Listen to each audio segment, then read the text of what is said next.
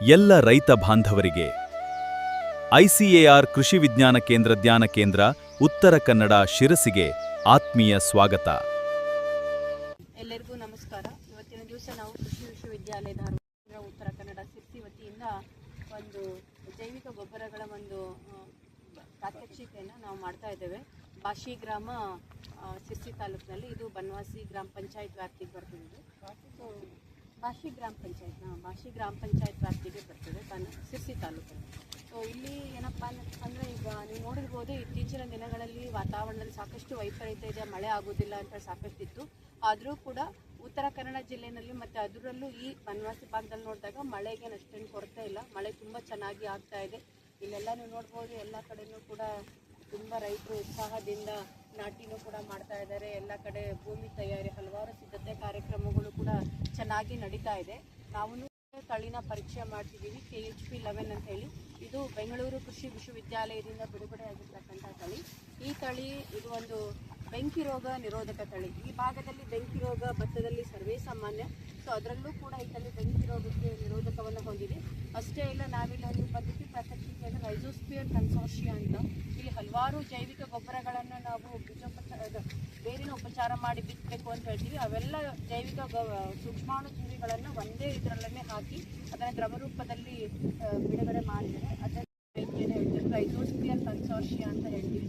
So ರೈಜೋಸ್ಪಿಯರ್ ಅಂತಂದರೆ ಬೇರಿನ ಸಮೂಹಕ್ಕೆ ಏನೇನು ನಮಗೆ ಸೂಕ್ಷ್ಮಾಣು ಜೀವಿಗಳ ಅಗತ್ಯತೆ ಇದೆ, ಬೇರಿನ ಬೆಳವಣಿಗೆಗೆ, ಗಿಡದ ಬೆಳವಣಿಗೆ ಚೆನ್ನಾಗಿ ಆಗಬೇಕು ಅಂತ ಹೇಳಿ ಅದರದ್ದು ನಾವು ಪ್ರಾತ್ಯಕ್ಷಿಕೆಯನ್ನು ಮಾಡ್ತಾ ಇದ್ದೀವಿ. ಸೊ ಇಲ್ಲಿ ನಾವು ನೋಡ್ಬೋದು, ಸುಮಾರು ಒಂದು 20 ನಿಮಿಷ ಈ ದ್ರಾವಣದಲ್ಲಿ ಅದ್ದಿ ನಾವು ಇದನ್ನು ನಟಿಗೆ ಬಳಸ್ತೀವಿ.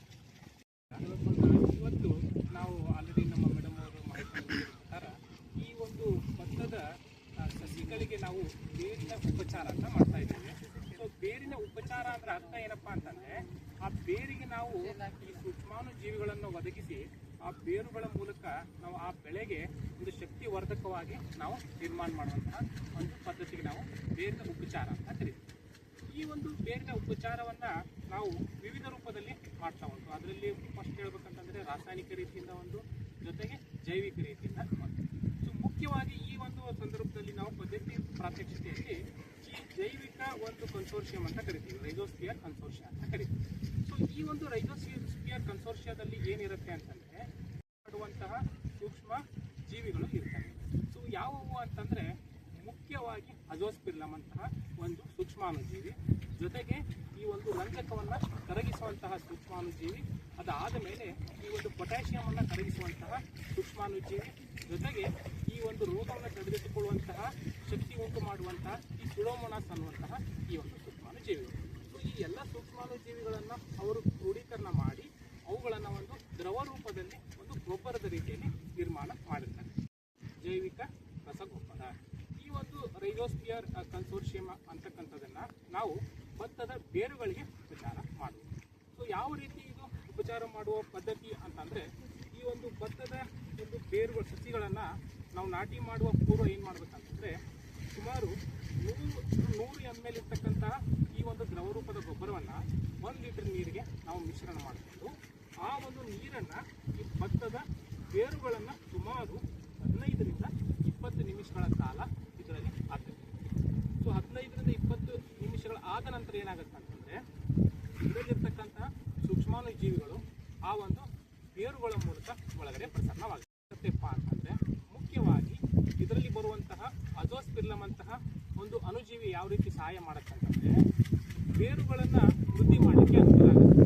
ಈ ಒಂದು ಅಜೋಸ್ಪಿರ್ಲಮ್ ಅಂತ ಒಂದು ಅಣುಜೀವಿ ಕೇವಲ ಸಾರಜನಕವನ್ನು ಕೊಡೋದು ಅಷ್ಟೇ ಅಲ್ಲದೇ, ಈ ಒಂದು ಬೇರುಗಳಿಗೆ ಈ ಒಂದು ಫೈಟೋ ಹಾರ್ಮೋನ್ ಅಂತ ಕರಿತೀವಿ, ಅಂದರೆ ಬೆಳೆ ವರ್ಧಕ ಒಂದು ವಸ್ತು ಅಂತ ಕರಿತೀವಿ. ಈ ಒಂದು ಇಂಡೋಲ್ ಎಸ್ಟಿಕ್ ಆ್ಯಸಿಡ್ ಅನ್ನುವಂತಹ ಈ ಒಂದು ಫೈಟೋ ಹಾರ್ಮೋನನ್ನು ಬೇರುಗಳಿಗೆ ಕೊಡೋದ್ರಿಂದ ಏನಾಗುತ್ತೆ ಅಂತಂದರೆ, ಬೇರುಗಳ ಒಂದು ಚಲನವಲನ ಹೆಚ್ಚಾಗ್ತಾ ಹೋಗುತ್ತೆ.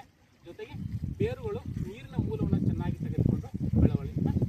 ಇದರಲ್ಲಿ ಕೂಡ ಈ ಒಂದು ರಂಜಕ ಕರಗಿಸುವ ಸೂಕ್ಷ್ಮಾಣು ಜೀವಿ ಕೂಡ ಇರುತ್ತೆ.